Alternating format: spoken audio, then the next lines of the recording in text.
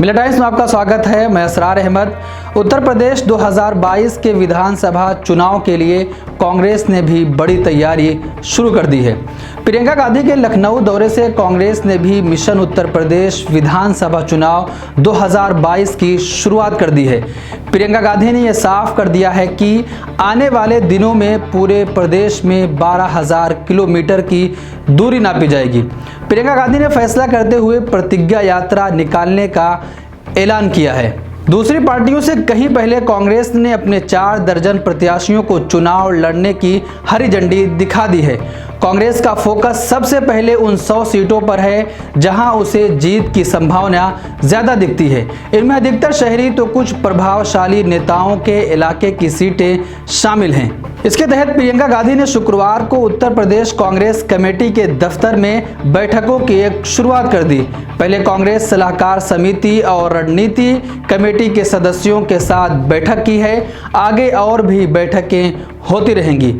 हर हफ्ते लखनऊ में प्रियंका गांधी रुकेंगी। सलाहकार समिति और रणनीति कमेटी के सदस्यों के साथ बैठक में पूरे उत्तर प्रदेश में यात्रा निकालने का फैसला लिया गया है। इसे कांग्रेस प्रतिज्ञा यात्रा हम वचन निभाए का नाम दिया गया है।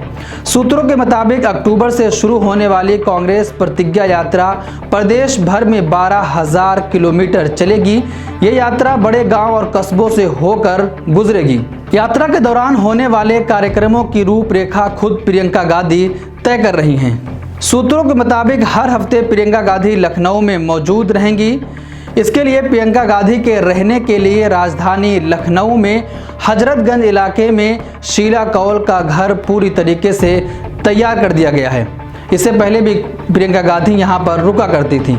कौल हाउस में प्रियंका गांधी का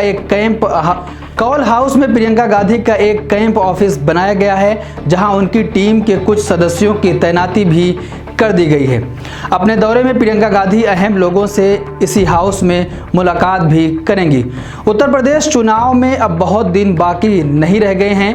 तमाम पार्टियां अपना संगठन मजबूत करने में जुटी हुई हैं। उत्तर प्रदेश की जनता सत्ता की चाबी किसको देगी ये तो आने वाला समय बताएगा, लेकिन तमाम पार्टियां जोरों शोर से इस चुनाव में उतर चुकी हैं और हर पार्टी दावा कर रही है कि हमारी इतनी ज़्यादा सीटें आएंगी। लेकिन जब 2022 का चुनाव होगा और नतीजे आ जाएंगे तो उस वक्त मालूम होगा कि उत्तर प्रदेश में किसकी सरकार बन रही है। मिलिट टाइम्स को आपकी ज़रूरत है। हमारी आप माली मदद करें। हर महीने सिर्फ 100 रुपये और 1 साल के लिए 1 साल सिर्फ 1000 रुपये। रकम भेजने के लिए यहाँ दिए गए फोन पे, गूगल पे और पेटीएम नंबर का इस्तेमाल कर सकते हैं।